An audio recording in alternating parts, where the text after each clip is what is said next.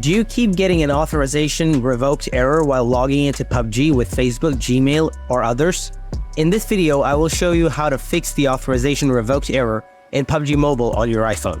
So, let's get started.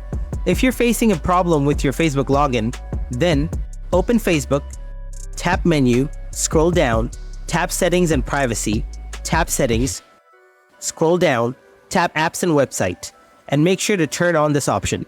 Then check your issue.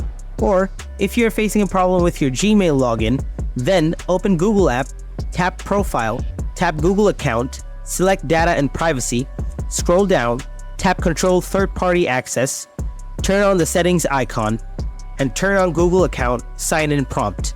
Now go back and try to log in again. So guys, this is how you can fix authorization revoked error in PUBG Mobile on your iPhone. Now if you still have anything to ask, please ask me in the comment section. And as always, thanks for watching.